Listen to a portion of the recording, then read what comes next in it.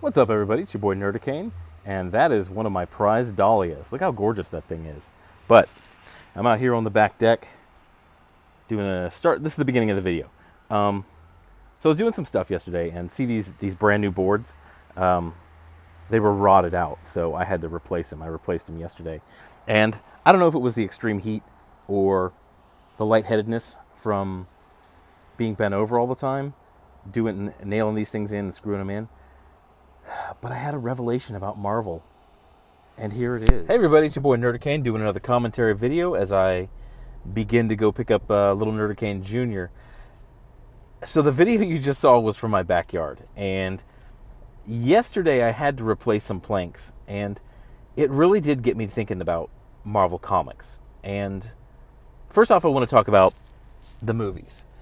So all these movies, and I read an article in I think it was a Costco magazine recently. Kevin Feige, whatever his name is, he was in charge of all the Marvel movies. You know, it was one of these pat on the back type of articles, really not asking questions, just kind of talking about him and hyping him up. And he really didn't throw a whole lot of credit to the writers, Jim Starlin and the others who have created all these comic books that the movies pull off of and basically adapt for the big screen. So that kind of pissed me off, but that's not exactly what I wanted to talk about right here. What I want to talk about is the foundations of the movies. It has a little bit to do with it. So I think we're out of foundations for them to pull.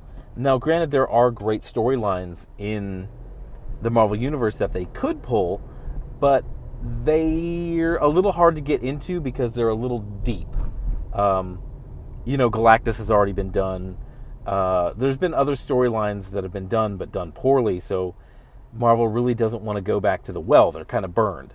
I don't know if Marvel Studios can actually do a Fantastic Four movie.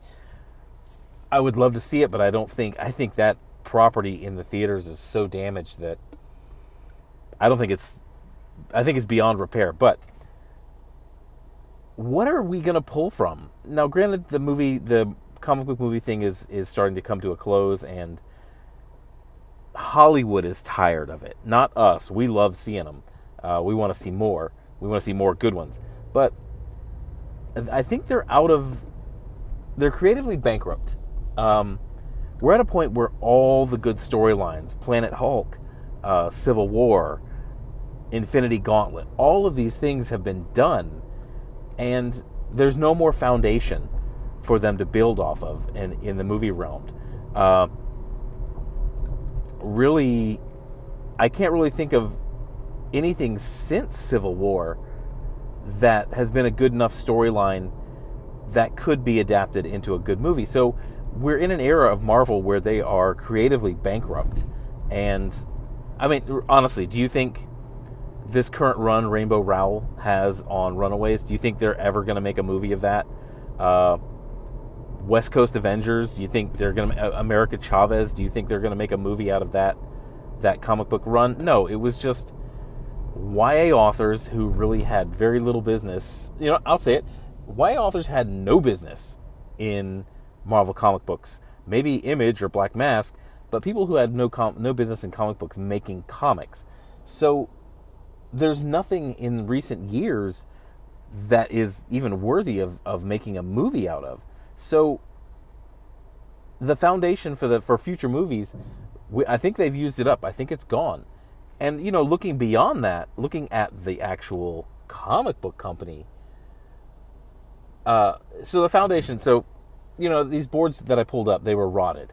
They were just cracked, and you could basically step through it. I could step through one of them. The entire board wasn't done. There were parts of the board that were still healthy, but there were parts that weren't healthy, that were hollow, that were dry rotted, that if you put the slightest amount of pressure on, just cracked and your foot wound up going through. And, with little Nerdicane Jr. running around the back porch, I can't have that. Same way with Marvel. There are good things going on at Marvel, Donny Cates is writing very good comic books right now. Some very strong stuff coming out of a few writers. But when you get to Mark Waid, how tired his stories are, and the host of other Rainbow Rowell, Mariko Tamaki, just all these comic book writers who really don't have any business writing Marvel action comic books. They should be writing slice of life comics or doing honestly, Runaways right now should be a web comic. Every time I read a Runaways book, I think of that horrible, horrible web comic called Questionable Content. And it feels like that. It feels like it just does not belong. It feels like it has no point. It's just existing for the sake of existing.